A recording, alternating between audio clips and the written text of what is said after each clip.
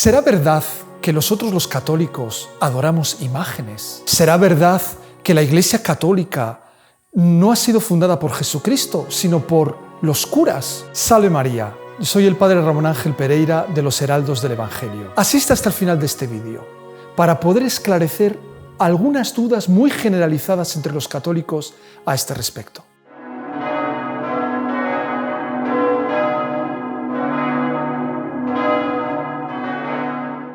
¿Ya te ha pasado que, por ejemplo, un sábado por la mañana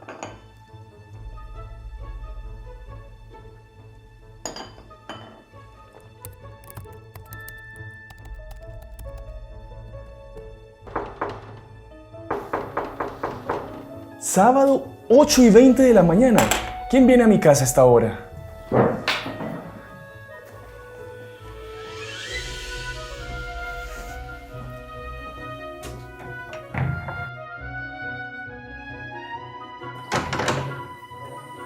Hermano, te vengo a traer la luz. ¿La luz? No, ¿qué luz? Yo tengo luz, yo pagué la luz.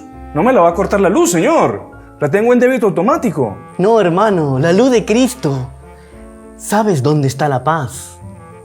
La Paz. En Bolivia. No, porque, hermano, te voy a explicar. ¿Qué veo ahí, hermano? Veo una imagen, un ídolo. Eso está prohibido por la Biblia, hermano. No. Está Te voy a abrir y me explicas. por Claro que sí. Ábreme, hermano. Abre la puerta a Cristo. Abre la puerta a Cristo. Eso es idolatría, hermano.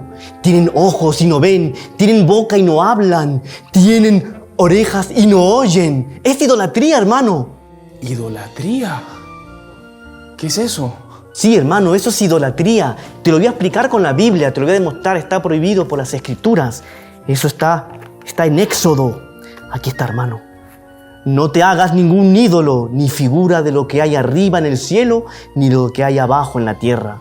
No te inclines delante de ellos, ni le rindas culto, porque yo soy el Señor tu Dios. Eso está en Éxodo 20, versículo 4, 5. es muy común que los protestantes citen un pasaje del Éxodo en el capítulo 20, en el cual dice Dios: no te postrarás ante las imágenes esculpidas por el hombre. ¿Será que nosotros los católicos realmente, cuando prestamos este culto a las imágenes sagradas, estamos practicando la idolatría? Y nosotros tenemos que tener muy claro lo siguiente, que los católicos no adoramos imágenes como ellos pretenden afirmar. Nosotros lo que hacemos es venerar, dar culto a los santos en estas imágenes que los representan. ¿Qué es la idolatría? La idolatría es dar culto a una imagen porque en el fondo creemos que esa imagen es Dios.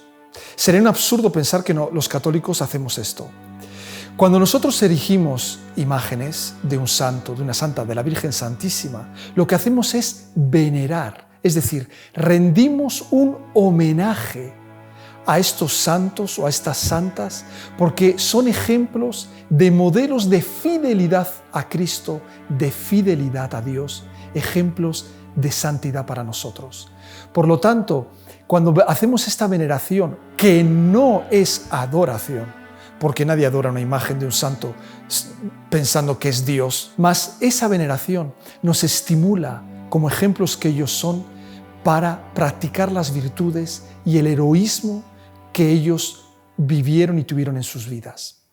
Por lo tanto, muy diferente es adorar de lo que hacemos los católicos, que es venerar.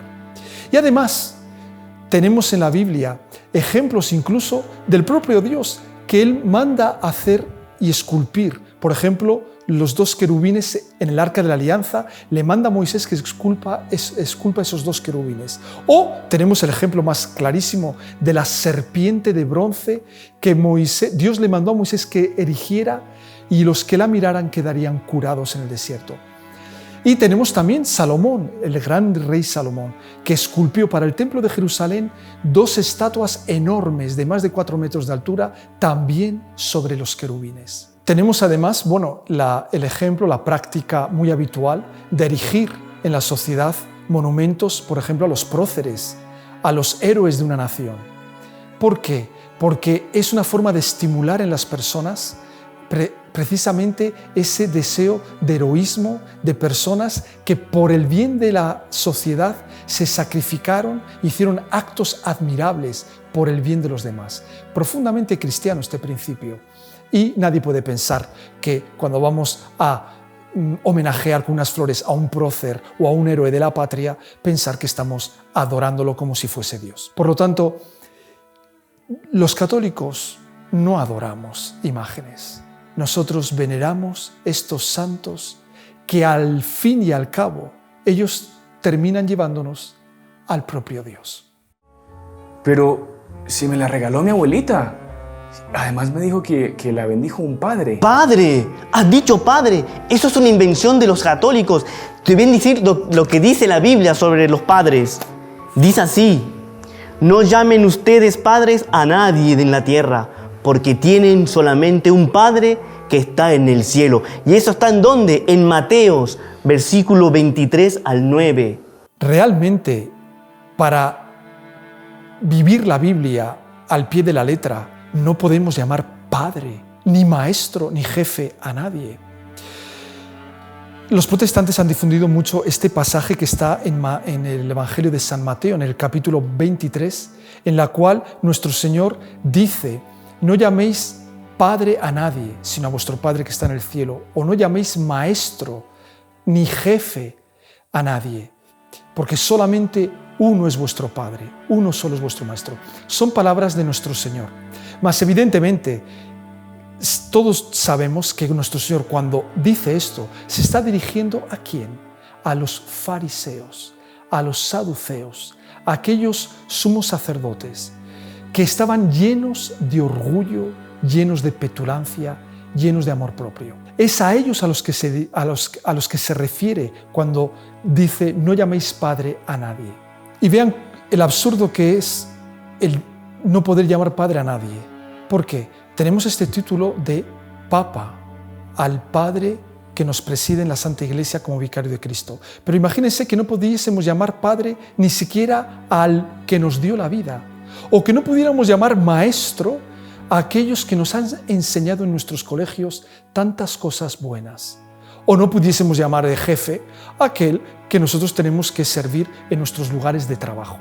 Evidentemente, nuestro Señor Jesucristo no quiso cancelar estos títulos en la Santa Iglesia, mas muy por el contrario, vemos incluso, ya que a algunos les gusta citar tanto la Biblia, al apóstol San Pablo en la primera y en la segunda carta a Timoteo, en la cual él mismo, San Pablo, dice y se hace llamar Padre. Dice: padres tenéis poco entre vosotros. Dice: yo fui, dice, el que os dio a la luz, a la fe, como verdadero Padre. Y no solo eso, él también en otra carta, el propio San Pablo también se va a llamar de Maestro. Maestro que les ha enseñado la santa fe católica a ellos. Por lo tanto, vemos como con toda propiedad el título de Padre, de respeto y de admiración, reconocido en el ministro de nuestro Señor Jesucristo, y maestros, etcétera, como esto es algo que querido por el propio Dios y del cual San Pablo él mismo se pone como ejemplo. Padre. Te voy a decir más, hermano. La Iglesia Católica, ¿dónde está en la Biblia que la Iglesia Católica fue fundada por Jesucristo? No está en la Biblia, no está en la Escritura. Y todo lo que está en la Biblia tenemos que creer. Y lo que no está en la Biblia no tenemos que creer. Es toda invención, todo invento de las otras religiones, sobre todo la religión católica. Pero ¿cómo así? Entonces, cuando yo voy a la iglesia, no voy mucho pues, pero cuando yo voy a misa, los padres, ¿y eso qué? ¿Es toda una farsa entonces? Nosotros sabemos que la Iglesia se llama católica. La Iglesia fundada por Jesucristo es la Santa Iglesia Católica. ¿Qué quiere decir católico? Católico quiere decir universal. ¿Por qué?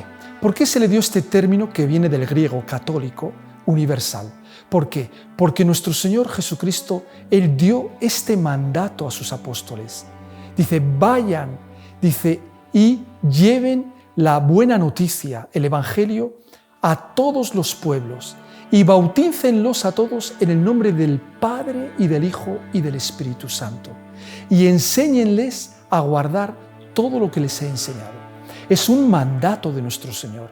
Por lo tanto, la Iglesia católica, es decir, universal, tiene ese mandato de conquistar el mundo entero. Por eso tiene ese título de católica. Y católica ya se llama la Iglesia, no recientemente, como algunos afirman, que fue una invención de los curas. Nada de eso.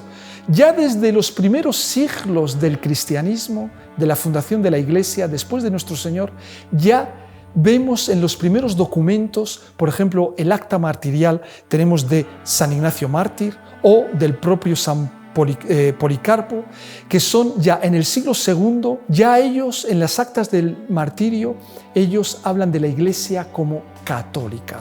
Y no solamente estos dos obispos de Esmirna del siglo II, incluso también San Ponciano, un poco más tarde del siglo IV, él tiene un escrito, San Ponciano, en el cual dice: mi nombre es cristiano, dice, y mi apellido es católico. Relacionado con este último punto, hay otro que es el que dicen que solamente podemos creer en lo que está en la Biblia. Cuando vemos precisamente la Biblia, podemos observar que esto no es verdad. Dice San Juan en su Evangelio, en el capítulo 21, Jesús hizo muchas otras cosas, tantas que si se escribieran una por una, creo que en todo el mundo no cabrían los libros que podrían escribirse. El apóstol San Juan, apóstol amado de Cristo, en su Evangelio él afirma que se pueden escribir tantas otras cosas, muchas, que las bibliotecas del mundo entero no serían suficientes para escribir todo lo que se refiere a Cristo. Pero tenemos también la segunda carta de él mismo, en el capítulo 12, que dice esto San Juan. Pueden leer ahí en el texto.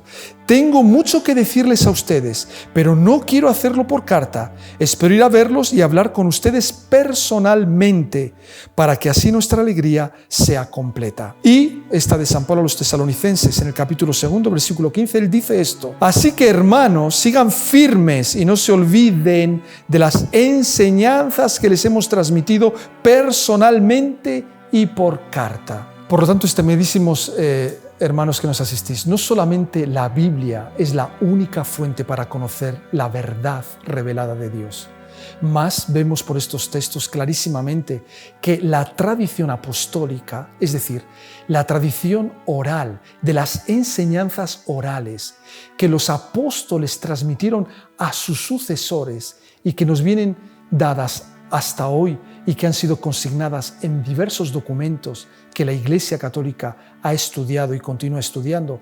Ahí en esa tradición apostólica tenemos, por lo tanto, muchas otras verdades de la fe y enseñanzas de los apóstoles que debemos creer.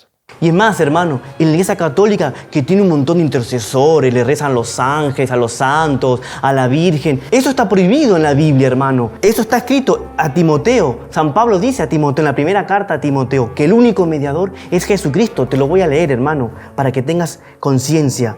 Primera carta a Timoteo, el versículo 2 al 5. Porque hay un solo Dios y un solo mediador entre Dios y los hombres, Jesucristo. No dice los mediadores son los ángeles, los santos, la Virgen. No, aquí está. Y tenemos que obedecer a la Biblia. La luz de Cristo está aquí, en la palabra de Dios, hermano.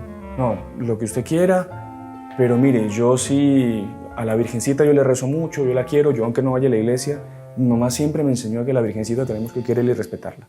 Otras de las acusaciones muy corrientes, sobre todo difundidas en el ámbito de los protestantes, evangélicos, en fin, testigos de Jehová, etcétera, ¿no?, es precisamente la de que ellos afirman, citando precisamente a San Pablo en su primera carta a Timoteo, ellos dicen que Jesucristo, dice San Pablo, es el único mediador entre Dios y los hombres. Por lo tanto, con esto, según los protestantes, queda cancelada toda y cualquier mediación entre nosotros y Dios. Por lo tanto, la Virgen Santísima, los santos, las santas, todo eso está cancelado porque está incluso en la Biblia con esta citación de San Pablo en su carta a Timoteo. Mas basta prestar un poco atención y estudiar la Sagrada Escritura para darse cuenta que es una parte de la verdad que ellos dicen. La verdad total es bien diferente. Es evidente que Jesucristo es el único mediador, el único redentor entre Dios y los hombres. Pero Él mismo quiso instituir y estimular otros hombres, otros intercesores, para que nosotros nos unamos y estemos en contacto incluso con Él. Son innumerables los ejemplos que tenemos en la Sagrada Escritura de esto. Por ejemplo, comenzando por Abraham. Vemos que Abraham intercede por la ciudad de Sodoma. Y es más, él intercede ante Dios sobre todo por Lot, pariente de él y su familia, para que puedan salvarse del tremendo castigo que Dios ha anunciado a aquella ciudad. En atención a la intercesión de Abraham, Dios salva a Lot y su familia. Moisés, ¿cuántas veces Dios se comunica al pueblo a través de Moisés? Más todavía, él solamente Dios perdona a los pecados del pueblo porque Moisés intercedió por ellos. Porque Moisés pidió, Dios atendió su oración de intercesión por el bien de su pueblo. ¿Cuántos ejemplos tenemos? Por ejemplo, el propio San Pablo, vamos a ver a él, que él pide, dice en una de sus cartas, que sus hermanos recen por él. El propio San Pablo, él ve la importancia de la oración de mediación de los otros cristianos, otros católicos, para el bien de él delante de Dios. Tenemos el ejemplo extraordinario, sobre todo, de María Santísima en las bodas de Caná. Ella, porque pidió a nuestro Señor que atendiera el pedido de aflicción en aquellas bodas, que nuestro Señor, en atención a ella y a su pedido, transformó el agua en vino en esas bodas. Y así tantos otros. Termino, por ejemplo, nuestro Señor Jesucristo, en el pasaje, aquella parábola del rico Epulón que fue al infierno y el pobre Lázaro. Cuando el rico Epulón pide, dice, manda a Lázaro que vaya a avisar a mi familia para que no vengan a parar a este lugar de tormentos. Y nuestro Señor en la parábola dice, Dios le dice al rico Epulón que escuchen a Moisés y a los profetas. Y entonces se queja y dice, Señor, no, pero si ven a alguien que resucitó de entre los muertos y advierte a mi familia, lo creerán. Y nuestro Señor, Dios le dice al rico Epulón, si ellos no escuchan ni a Moisés ni a los profetas, no creerán ni aun cuando vean a un muerto resucitado. Vemos, por lo tanto, que a lo largo del Antiguo y del Nuevo Testamento, esa constante de que Dios instituye y quiere y ama esa mediación entre hombres que Él escoge para entrar en comunicación con Él, para pedir perdón a Él, para arrepentirnos y humillarnos delante de Él a través de aquellos intercesores que el propio Dios escoge. Y termino diciéndoles que yo me quedaré muy contento de saber que lo que hemos tratado en este vídeo haya podido esclarecer y retirar algunas de las principales dudas que muchos católicos tienen hoy en día sobre nuestra fe. Por eso les invito a que continúen acompañándonos en nuestro canal, porque precisamente siempre estaremos dando la doctrina verdadera, el pan de la palabra de nuestro Señor Jesucristo, de la tradición apostólica de la Santa Iglesia Católica, para precisamente que ustedes puedan crecer en el conocimiento de la fe, saber responder a aquellos que objetan tantas veces nuestra fe y ustedes poder crecer sobre todo en el amor y en la adhesión por la Santa Fe Católica, que es un canal de liberación, es un canal de amor, es un canal para alcanzar la salvación en nuestra vida y la alegría y la felicidad verdadera en esta tierra para alcanzar el cielo. Ese es nuestro deseo, por eso les invito siempre a que nos acompañen en los temas que son tratados en el canal de los Heraldos del Evangelio. Ha sido un placer, un gusto que nos hayan acompañado en este vídeo. La bendición de Dios Todopoderoso, Padre e Hijo y Espíritu Santo, descienda sobre ustedes y permanezca para siempre. Hasta la próxima. Salve María. Arrepiéntete, hermano, hijo del diablo, arrepiéntete, Maranatá, Jesús está cerca, Jesús te vino a visitar hoy a traerte la luz, la iluminación. Arrepiéntete, Cristo viene, Maranatá. Que no te pase lo que me pasó a mí, la famosa frase que dice, católico ignorante, futuro protestante.